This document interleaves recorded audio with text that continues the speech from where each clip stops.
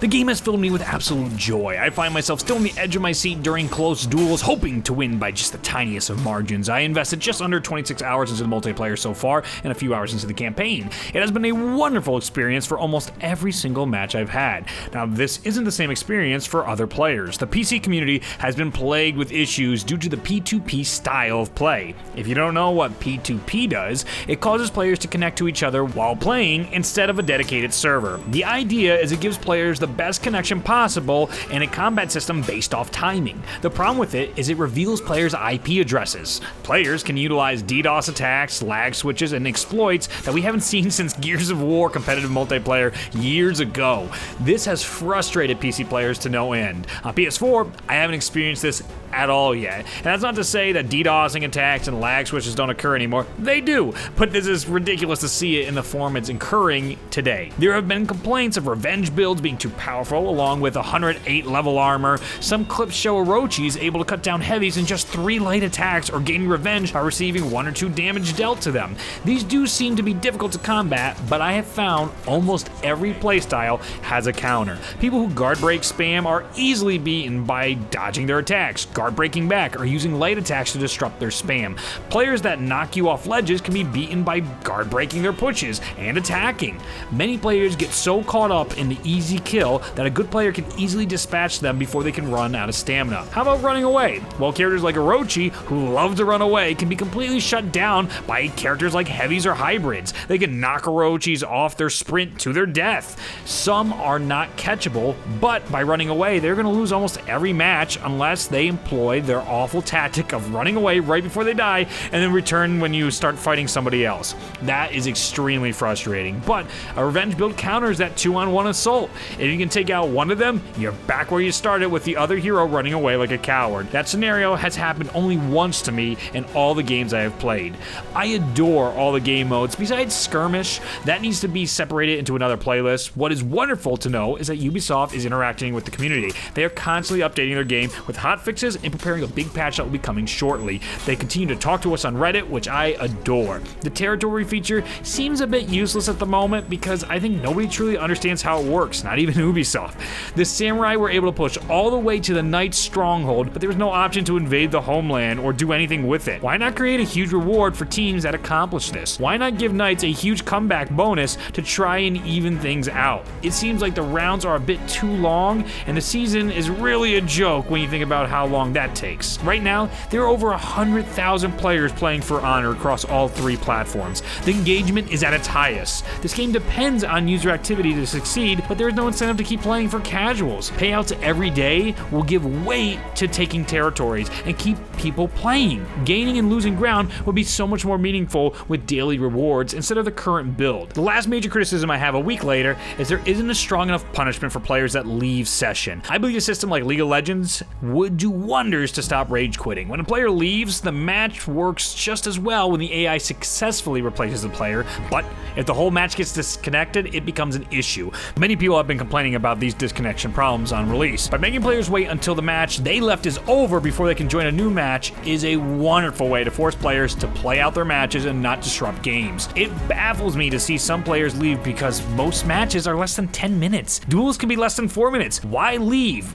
I mean, it's over so quickly. What I love is the varying difficulties of AI within multiplayer and campaign. It is awesome to see a challenge without having to face someone else. You learn to get better at the game by having the computer challenge your character in different ways. I never thought I would see a bot utilizing guard breaks or unblockable attack spam, but I did. I could figure out a way around these bots when they forced me to change my fighting style. That's what I love in every match. I am forced to play differently based on players' play style and character. I can't just use light attacks or try to get revenge every game. It doesn't work. I currently have a 70% win ratio, but I lose countless fights because players will surprise me in different ways. I never feel cheated when I lose a fight. I can always trace it back to a misstep in my game. My positioning wasn't right. I shouldn't have attacked at this era. I lost my stamina. They just were much better players than me. I have found so much joy in seeing how good certain players are in this P2P system on console. Even though the samurai are the most popular right now, no one character is beating everyone into the ground. All 12 characters can beat one another, which is lovely. I don't feel that abuse you typically get in multiplayer games where one build destroys you. The only issue with getting destroyed is with high-ranking armors that exploit the revenge system to destroy players. That's the largest threat for console players and For Honor. Who wants to keep playing when some guy with 108 level armor using the revenge system and guard break spam is crushing people because their armor alone is letting them win? I'm not sure how you fix that yet, but maybe just some tweaking and how much damage these builds do. For PC, there needs to be a huge crackdown on the P2P system that help PC players fend off against cheating. I enjoy how each map has different seasons to mix up the playstyle and visual. I would recommend that Ubisoft go further by having sections cut off during a snow version of map, or have new areas during the summer version. I adore when you can fight on battlefields during all the seasons because it gives the player a sense of a new experience. I can tell these maps will get old soon, so there needs to be a map added every now and then to keep it fresh. I think taking a page out of Overwatch's book would be smart for this game. There have been random bugs that have plagued certain players where they have been banned from cheating, whether in the beta or not even owning the game. That is something that has to get fixed by Ubisoft and should be top priority for these basic fundamental issues that should not be hitting players.